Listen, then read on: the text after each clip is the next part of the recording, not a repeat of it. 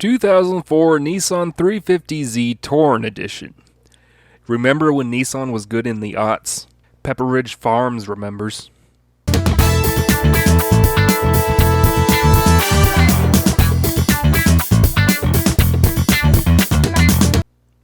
Nissan builds cars. Nissan builds some good cars. And what about those good cars? Well, they're old as fuck.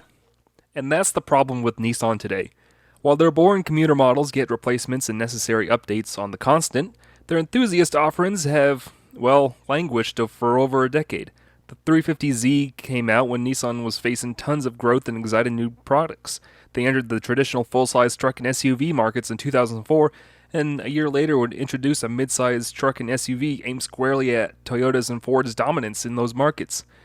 3 years later, they would shock the world with the fantastic R35 GTR, affectionately nicknamed Godzilla. That said, Z car had come back after a 7-year hiatus, and it came at exactly the right time. That's right, 2003, tuner culture was in full swing, largely thanks to the Fast and the Furious mega franchise. Flashy imported cars were all the rage, and Nissan's Reborn Z had shown up exactly at the right time. Here, I'm repeating myself again. Here was a manufacturer providing an easily modded rear-wheel drive sports coupe with flashy styling.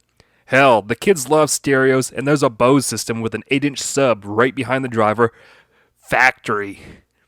And Driving Dynamics had the press going gaga over it. Motor Trend even claimed it was just as good as the Porsche Boxster at the time. Car and Driver put it in their 10 best list for 2003. Top Gear magazine would call it their car of the year for 2004. The Z was back, baby, and the Z was here to stay.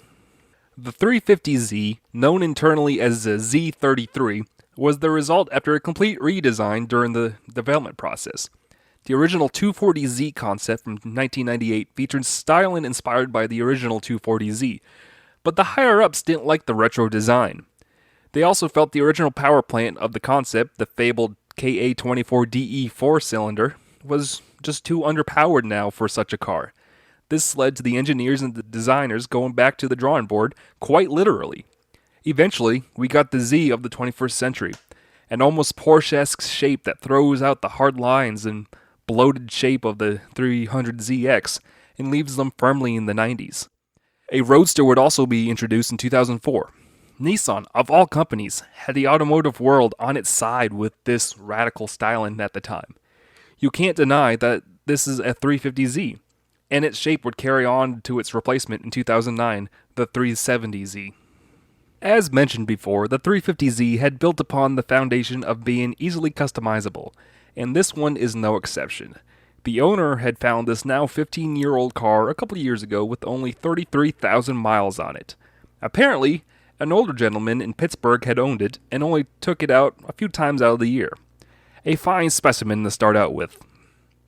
2-inch Eibach lowering kit, Mishimoto cold air intake, Kinetics intake plenum, rotoform wheels wrapped in stretch tires. The rears are currently off in the video as he's getting those tires replaced. A catback exhaust system.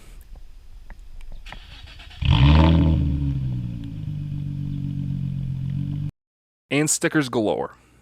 And this is about as much as he's planning to go with this car. It's his daily driver, and he likes just the mild build of it. This is his baby, and he doesn't want to go completely nuts and ruin the quote-unquote essence of it. Under the hood is Nissan's 3.5-liter VQ35DE V6, which was new at the time and finds its way in a lot of their products. In the 2004 Z, it produced 287 horsepower and 274 foot-pounds of torque. Back in the VQ, it was either the same RE5R05 5-speed automatic transmission found in my personal Pathfinder, or the FS6R31A 6-speed manual found in this particular Z. Power is then sent to an independent rear suspension. The VQ makes great power for the car, and due to the owner's mods, it sounds pretty good at low RPMs. However, as is a common complaint about VQ engines, you get it on the highway and at a constant RPM, and it really does drone on. Especially with that catback exhaust. I feel for the owner when he drives this back to Pennsylvania about once or twice a month. But he says it doesn't bother him. And the shifter and clutch do have their annoyances as well. The pedal is sort of soft and has a weird grab point on the way back, and a short throw shifter is alright until you get to about 5th and 6th gears. It's kind of a reach, and I really had to catch myself from throwing it back into 4th while really getting on it from 5th. It may have been a dumb driver issue, but I found myself constantly making this mistake, and the owner did state that it took him quite some getting used to. Hey Wookie, what about the rest of the drive? Oh yeah, it's good. It's very good.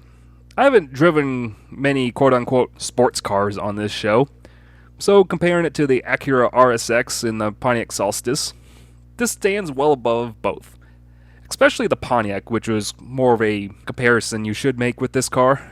That was a really fun car, but the interior and much of the build quality was quite simply crap. This, despite some cheap materials and quirkiness you find in Nissan, it's just a much better built car on the inside. I'd much rather live with this than the Poncho. And trust me, I'm a glutton for punishment, and I do love my Pontiacs. But this raises a question about the modern Z car. This is a great car for 2004. Nissan, unfortunately, in their infinite wisdom of cost cutting, have dragged on its replacement, the 370Z, which is quite honestly evolution over revolution, for well over a decade now, along with its big brother GTR superhero. And other than the countless special editions, both cars, despite how very good they are now ancient in the automotive world. And that's quite honestly, to me, soiled the legacy of the 350Z. This was a very forward-thinking car for the time. The styling was stunning, and the performance punched well above its weight class.